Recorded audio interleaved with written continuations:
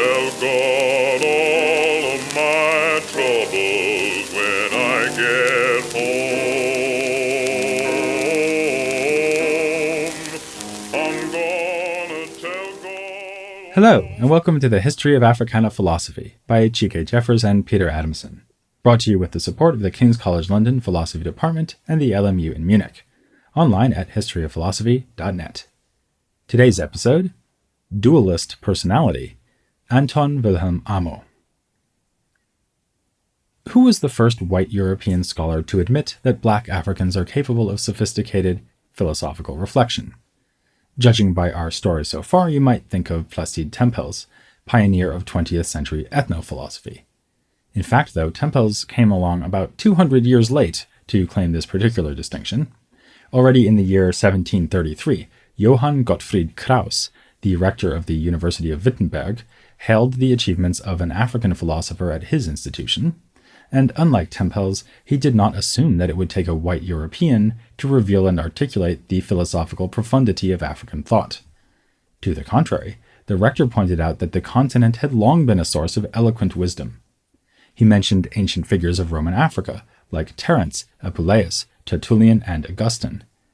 While conceding that Africa has been less fertile in this respect in more recent times, he was pleased to report that his own university hosted living proof that Africans could still be accomplished scholars, and the scholar he had in mind was Anton Wilhelm Amo.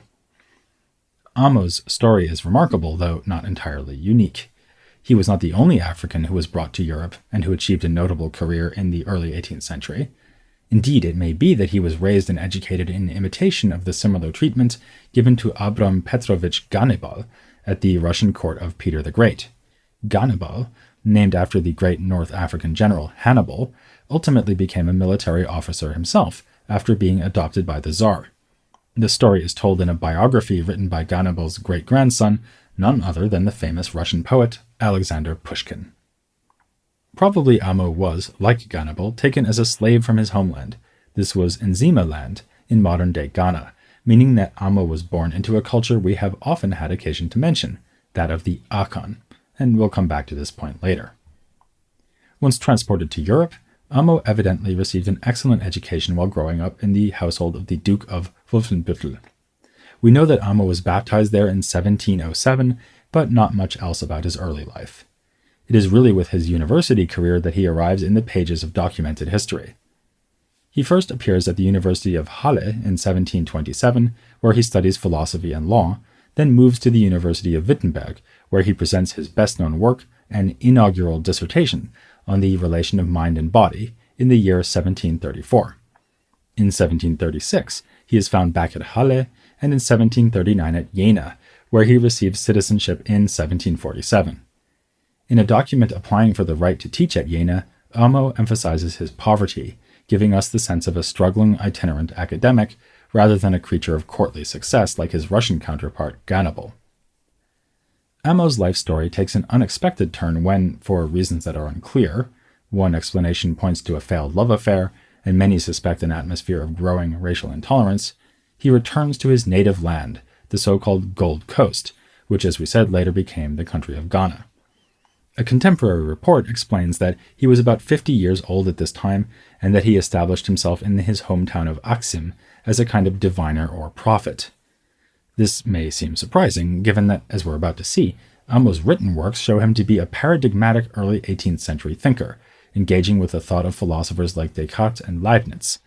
But the report on his return to Africa asserts that, along with philosophy and an impressive range of languages, both modern and classical, Amo had mastered the study of astrology and astronomy. This is supported by the fact that, in a teaching plan Amo presented for lectures to be delivered in Jena, the topics to be covered included divination and astrology. So perhaps it is, after all, quite natural that Amo was easily able to step into the role of a diviner and sage upon returning to his native homeland. Whatever the case, the works left to us by Amo are contributions to a quite different set of questions. They are highly technical and rigorous philosophical treatises on human nature, epistemology, logic, and the mind, and follow the conventions of academic dissertations of the period, which lay out a series of claims and supporting arguments, with further defense being offered in a live disputation. It is a form of writing that recalls the procedures of medieval scholastic philosophy. Amo makes a big show of laying down definitions of his key terms and setting up a dialectical dispute with rival thinkers, and the idea that university masters should qualify by performing in a disputation is itself a medieval inheritance. But it's also clear that things have moved on from medieval philosophical discourse. Amo claims to be starting from clear and distinct ideas, a phrase we will readily associate with Descartes, and Descartes himself is one of the targets Amo selects for refutation. All three of Amo's extant works were written in the 1730s.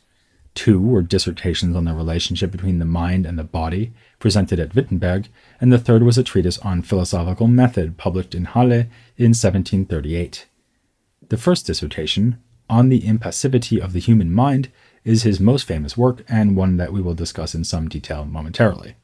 The second, entitled The Philosophical Disputation containing a distinct idea of those things that pertain either to the mind or to our living and organic body, builds on the first dissertation, working out some of its implications. Scholars have often declined to attribute this second dissertation to Amo, as it was defended as a dissertation by one Johann Theodosius Meiner. It has often been assumed that this is a student of Amo's, and the Philosophical Disputation was merely supervised, rather than written by Amo. This is, as it turns out, a misunderstanding of how defending dissertations in early modern European universities worked. The person defending a dissertation wasn't always the dissertation's author. The content, as well as references in the Philosophical Disputation to On the Impassivity of the Human Mind, and to both previous works in Amo's third and final extant writing, all make it clear that he, not Meine, is the author of the Philosophical Disputation.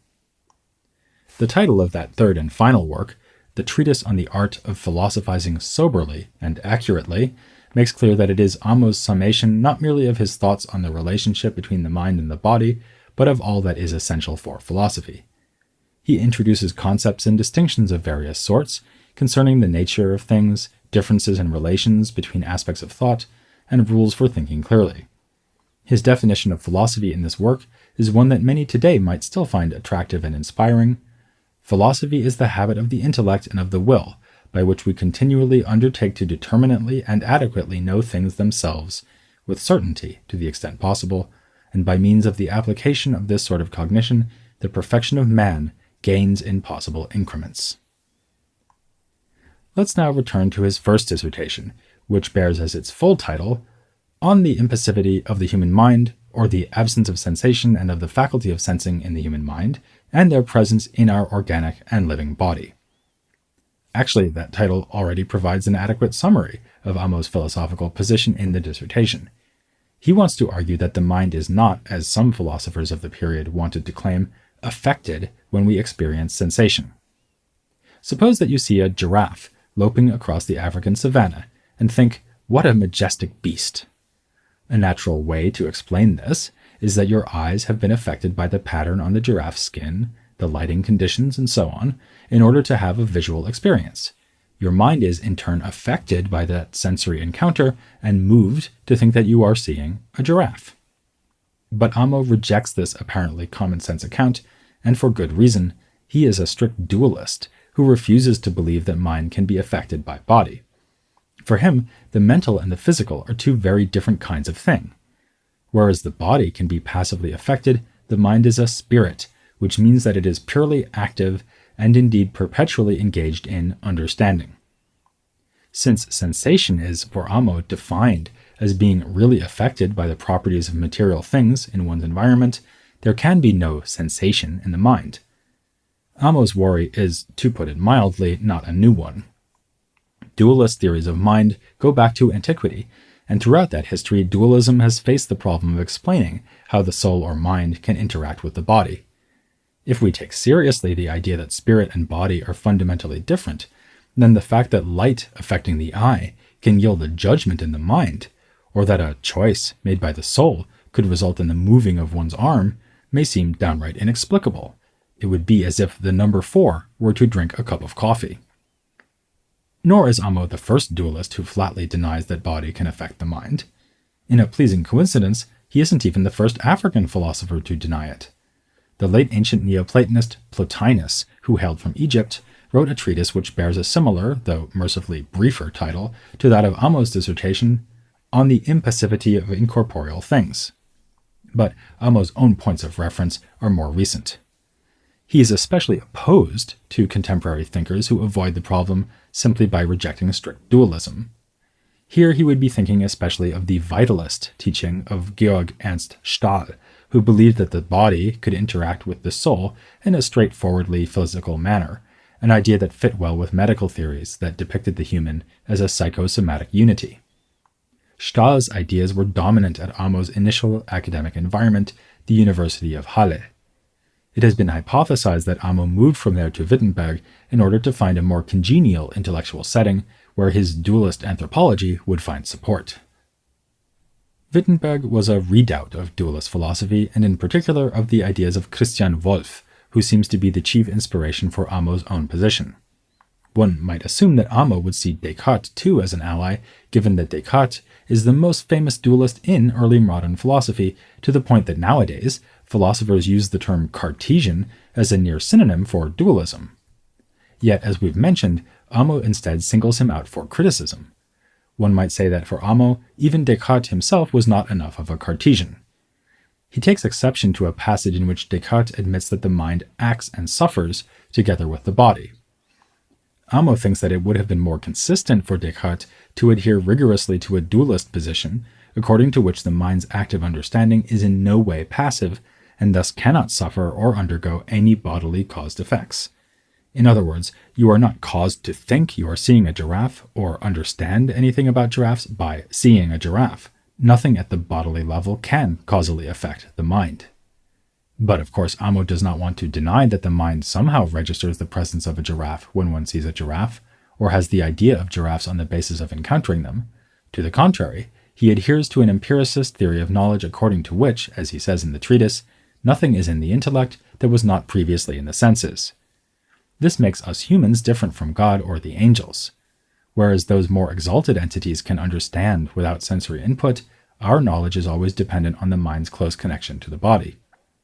Once time travel is invented, someone should go back to Amo's defense of his dissertation and push him on this very point. In his writings, at least, he is not very forthcoming about how ideas do appear in the mind, thanks to sense experiences. It seems clear that for him, what happens at the level of sensation is a brute physical or mechanical event, the mere reception of a sensible quality. Somehow the mind is then able to form what Amo calls intentions concerning the qualities that have been received by sensation. This is a purely active process, comparable to the mind's choosing to pursue a certain purpose in practical deliberation. Amo thus refers to both the sensible object and the object of a volition as an end that the mind consciously intends. So, whether you're identifying a giraffe as the majestic beast you are seeing as it lopes across the savannah, or identifying it as the target of some practical choice, perhaps you've decided to give her a birthday present, like an extremely long scarf, the giraffe is the end determined by an intentional, conscious act of the mind. While Amo's view fits into the dualist tradition of Leibniz and Wolff, he is staking out an original position. In particular, he makes no use of the Leibnizian idea of pre-established harmony, whereby events at the level of mind and of body arise independently, yet correspond to one another without any causal influence across the divide. For Amo, the mind does indeed interact with the physical environment, but in a way that is entirely active. At this point, you may be wondering whether it really makes sense to think of Amo as part of the story of Africana philosophy. Sure, he was a black African, but his philosophical concerns, and indeed his philosophical contributions, seem to belong squarely within early modern European thought. Even Pauline Hontunji, who famously defined African philosophy as simply the set of texts written by Africans and described as philosophical by these authors themselves, saw something ill-fitting in the classification of Amo as part of the history of African philosophy. It is certainly the case that Amo's works count as African philosophy by his definition, and it is certainly not the case that Hontunji finds anything disappointing in the chosen themes of Amo's work. On the contrary, from his universalist, anti-ethno-philosophical point of view, Hontunji sees reason to celebrate what he describes as Amo's direct and frank dialogue with the great philosophical works of his time, and his unaffected and questioning relationship with them. What is disappointing, then, is the fact that Amo, as a result of his historical circumstances, could only ever aim his philosophical writings at Europeans. These works were not offered up for the purpose of a conversation among his fellow Africans. This is the sense in which Ondonji views Amo's work as belonging entirely to a non-African theoretical tradition. There are a couple of ways to think differently about this question, though. First, we should consider a tentative proposal made by Kwasi Wiredu. As we've seen, Amo came from the Akan people, and thanks to our earlier discussion in episode 19, we know a lot about the Akan view of personhood. We saw that in that tradition there are two spiritual powers or principles that help to constitute the human being, the Kra and Sunsum, which are at least arguably immaterial and thus fundamentally distinct from the body. Might this have been an influence on Amo's dualist philosophy? Intriguing though this proposal is, it seems rather unlikely, given that, as Wiredu himself concedes, Amo was a very young child when transported from his original home. If Amo was ever aware of a resonance between his own philosophy and Akan beliefs, then it could presumably only have been something he discovered upon his return to Africa later in life. A nice thought, but not relevant for interpreting the academic treatises he wrote while in Germany. However, there is a second and much more direct way to connect Amo with the concerns of African peoples. We have not yet mentioned that, in addition to the three rather scholastic treatises we have from his pen, he had earlier defended a very different thesis concerning the legal status of Africans, or Moors, living in Europe. Frustratingly, we do not have the written version of this work. In fact, it may be that there never was a written version, and that it was only a matter of defending a thesis in a verbal debate.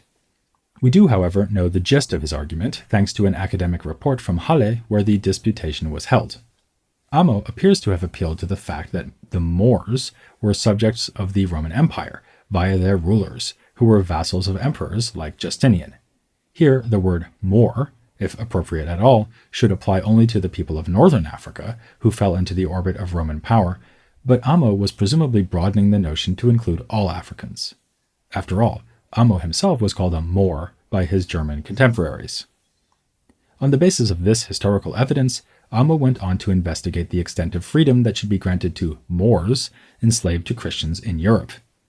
As the Ghanaian philosopher William Abraham has interpreted it, the kernel of Amo's argument was that Africans were entitled to the same immunities and privileges to precisely the extent that the erstwhile European vassals of Rome enjoyed them, for the African kings had been likewise subject to Rome. Or, to quote another modern-day scholar, Justin Smith, we have here an argument made by a slave against the legitimacy of the institution of slavery, founded in jurisprudence and historical scholarship on Roman law. Remarkable though this is, we should stress both the limits of our knowledge of what Amo is arguing here and the limits of that argument itself. The report is so sketchy that we are, in fact, making an assumption when holding that Amo must have concluded that slavery is illegitimate. Even if he did, it is worth noting that Amo did not appeal to a theory of natural rights to justify the freedom and equality of Africans. Instead, he appealed to conventional legal rights deriving from the imperial reach of classical Rome, and presumably the connection between classical Roman law and the rights available to the inhabitants of the empire's latter-day heir, the Holy Roman Empire. Famously described by the French philosopher Voltaire as neither holy nor Roman nor an empire, this was nevertheless an important political entity for Amo, as it was within this set of mainly German territories that Amo was raised and educated. Basing an attack on slavery on the imagined connection between ancient Rome and the modern Holy Roman Empire may have been a useful strategy for persuading Amo's immediate audience, but it is obviously a rather precarious basis for the rejection of slavery. Legal convention could be invoked in favor of slavery too, as we can see in a work by a contemporary of Amo's who had a remarkably similar life story, involving enslavement in Africa as a child, followed by an education in Europe, and finally a return to the homeland. The story of this other man is a sobering one, which has at its center the upsetting spectacle of a defense of slavery, written by an ex-slave. His name was Jacobus Elisa Johannes Kapitein. After being taken as a slave and sold at a spot in what is now the Ivory Coast, as a child he was given as a present to a merchant of the West India Company stationed at the Gold Coast by the name of Jacob van Gogh. The name Kapitein is apparently an allusion to the ship captain who gave him to Van Gogh. In 1728, the young Kapitein was in Holland, meaning that he was automatically manumitted. Slavery was illegal in the Netherlands, even though the Dutch were keeping and selling slaves elsewhere in the world. Kapitein's mission in life was set early, and we do mean mission. Inspired by the theologian Hendrik Welse, a young Kapitein wrote an essay called Call of the Heathen in 1737, arguing for the need to do missionary work in non-Christian lands like his native Africa. This essay is lost, but Kapitein provides us with a summary of its contents, along with a brief autobiography, at the beginning of a lecture on slavery and its compatibility with Christian doctrine, which he delivered at the University of Leiden in 1742. One interesting feature of this lecture is that Kapitein dutifully explains the abolitionist argument he is refuting.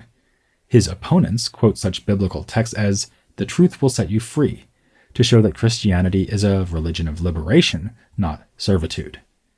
Kapitein agrees that Christianity is concerned with freedom, but insists that this means only spiritual freedom, that is, the soul's liberation from sin. It has nothing to do with freedom of the body.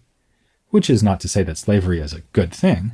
Kapitein ties its existence to the degradation of the human race, and concedes that Christianity encourages benevolent treatment of slaves and setting them free.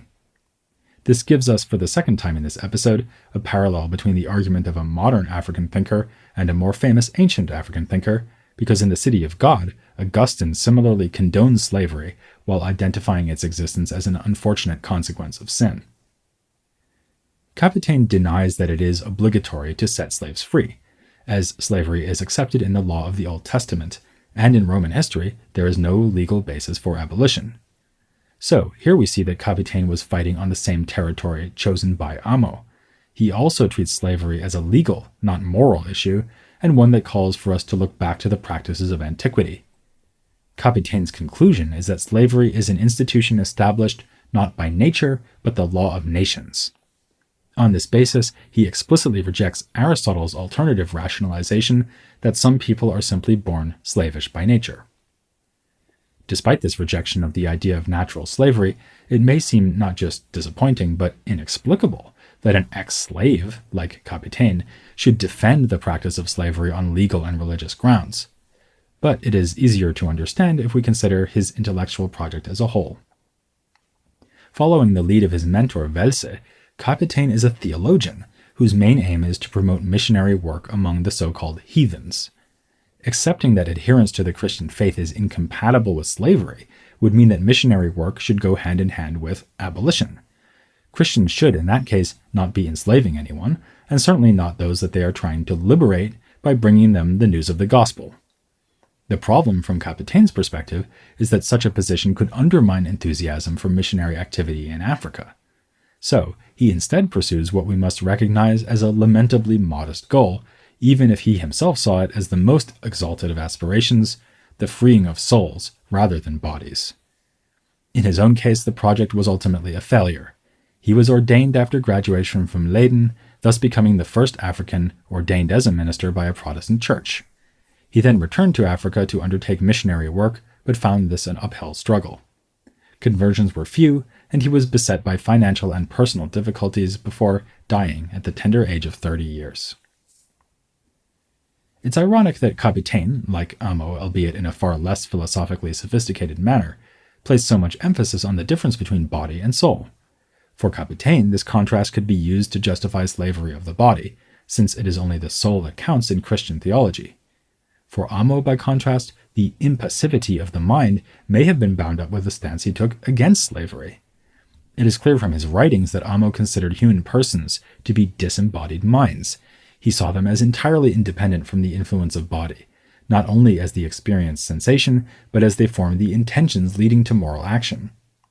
This radical dualism is a natural fit for an egalitarian view of human nature. To quote Justin Smith once again, for Amo, humanity is rooted in something metaphysical, namely an immaterial spirit, and a spirit cannot have a race. So, in opposing the psychosomatic theory of vitalism, Amo had a strong basis to deny that black Africans are slavish because of their supposedly inferior bodies. That would leave only legal and conventional arguments for slavery, and it is especially here that we assume he would have parted ways with Kapitein, since his own position seems to have been that the precedent of Roman law should lead to abolition. Nor should we overlook the more direct challenge Amo posed to the ideology of slavery just by being who he was. When the rector of Wittenberg held him up as an example of the erudition of which black Africans are capable, he was simply stating what must have been obvious to anyone brought face to face with this formidable scholar. Later on, his name would be mentioned by abolitionists like Abbé Henri Grégoire, who saw in Amo's works powerful evidence that a so-called more need not be less than any other human being. As the stories of Amo and Kapitein show, the topics of slavery and race were very much on the minds of European intellectuals of the 18th century. This is an aspect of early modern philosophy that has received increasing attention in recent years, as scholars have grappled with the frank racism found in renowned philosophers like Immanuel Kant. Next time we'll be joined by the author of an important book on this topic, which places Anton Wilhelm Amo in the wider context of discussions about race in early modern European thought. We've already quoted him a couple of times in this episode, but barely scratched the surface of his findings on the subject of modern philosophy and race. So join us for a sober and accurate conversation with Justin Smith, here on The History of African Philosophy. I'm gonna tell him I had hard trials. Tell him I had hard trials. I'm gonna tell God all of my troubles.